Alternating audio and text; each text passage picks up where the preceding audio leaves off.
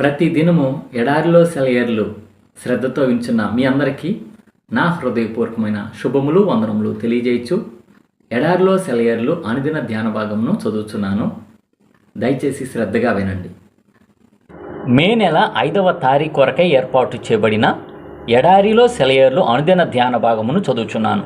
వాక్య భాగము: వారు పాడుటకును స్తుతించుటకును మొదలు పెట్టగా యెహోవా యోధా వారి మీదకి వచ్చిన అమ్మోనీయుల మీదను మోయాబీయుల మీదను షేయూరు మన్యవాసుల మీదను మాటుగాండ్రను పెట్టాను గనుక వారు హతులైరి. 2 దినవృత్తాంతములో 20వ అధ్యాయము 22వ వచనము ధ్యాన భాగమును చదువుచున్నాను.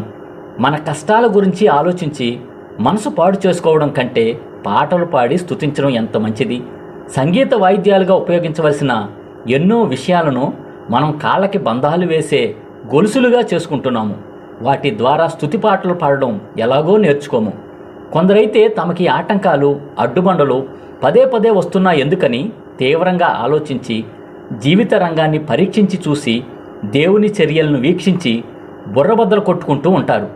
తనలో తాను రంగుల రత్నంగా తిరుగుతూ లోపల తలపోసుకుంటూ ఉండే బదులు రోజు రోజుకి తనకు సంభవించే అనుభవాలను ప్రార్థనా జెండాలుగా పైకెత్తి దేవుణ్ణి ఘనపరిస్తే అది ఎంత మేలుకరం.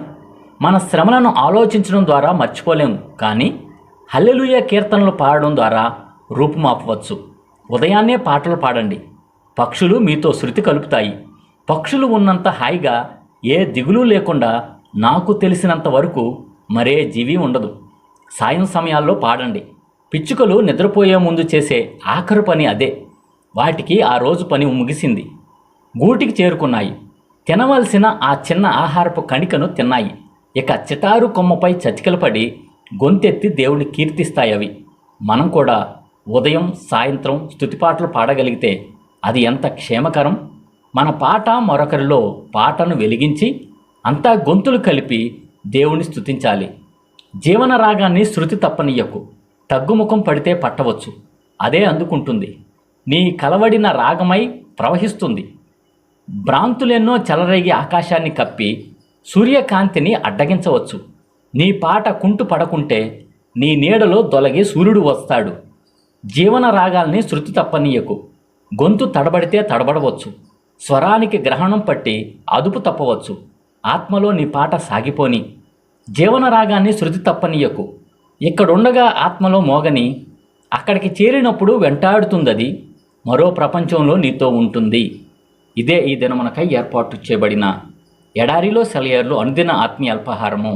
సమస్త జ్ఞానమునకు మించిన దేవుని కృపా సమాధానము ప్రభువైన యేసుక్రీస్తు వలన మీ హృదయములకు మీ తలంపులకు కావలి ఉండును గాక. ఆమేన్. ప్రార్థన. పరిశుద్ధుడా, ప్రేమ కలిగిన తండ్రి, జీవం కలిగిన దేవా, జీవాధిపతి, మా కొరకిచ్చిన మరొక మంచి వర్తమానం బట్టి వందనములు స్తోత్రం చెల్లించుకుంటున్నాం తండ్రి. మా కష్టాల్లో శ్రమలలో హల్లెలూయా కీర్తనలు పాడేవారిగా ఉండాలని, శ్రమల గురించి కష్టాల గురించి ఆలోచించకూడదని ప్రభువా ఈ దినం ఇచ్చిన వర్తమానం బట్టి వందనములు స్తోత్రం చెల్లించుకుంటున్నాం తండ్రి. అవును తండ్రి, అనేక సార్లు మేము తెలిసి తెలియక తండ్రి శ్రమల గురించి కష్టాల గురించి ఆలోచన చేస్తూ ప్రభువా మా సమయాన్ని వృధా చేసుకున్న వాళ్ళంగా ఉన్నాం ప్రభువా. క్షమించి తండ్రి దేవా, ఈ దినం నుంచి ప్రభువా శ్రమల్లో కష్టాల్లో ప్రభువా నిన్ను ఘనపరుస్తూ నిన్ను స్తుతిస్తూ హల్లెలూయా కీర్తనలు పాడుతూ ప్రభువా నీ నామాన్ని హెచ్చించి పూజించే గొప్ప ధన్యత మా అందరికీ దయచేయమని వేడుకుంటున్నాం తండ్రి. ఎడారిలో సెలయేర్లు ఉంచిన ప్రతి ఒక్కడాన్ని పేరు పేరు వరుసన దీవించి ఆశీర్వదించండి అయ్యా. వారు కూడా ప్రభువా అయ్యా నిన్ను ఘనపరిచేవారిగా, కష్టాల్లోనే శ్రమల్లోనే నిన్ను స్తుతించేవారిగా ఉండటానికి సహాయం చేయమని వేడుకుంటున్నాం తండ్రి. ఇది రాకపోకల్లో మీరే తోడుగుండండి అయ్యా. పగలో ఎండవేడి నుంచి నీవే కాపాడమని వేడుకొంచు. అలాగున నీ సన్నిధిలో నీవిచ్చే శాంతి, సంతోషం, సమాధానంతో వారిని వర్ధెల చేయమని వేడుకొంచు. నజరేయుడైన యేసు నామంలో ప్రార్థించి వినయంగా వేడుకొంచున్నాము పరమ తండ్రి. ఆమేన్. మన తండ్రి అయిన దేవుని యొక్క ప్రేమ, ప్రభువైన యేసుక్రీస్తు వారి కృప, పరిశుద్ధాత్మ యొక్క అన్యోన్య సహవాసం సదా మీ అందరికీ తోడై ఉండును గాక. Amen. Praise the lord. Shalom.